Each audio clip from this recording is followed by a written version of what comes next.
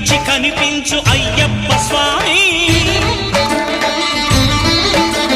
మకర సంక్రాంతి సజ్జోతివై అరుదించి మహిమలను చూపించు మణికంఠ స్వామి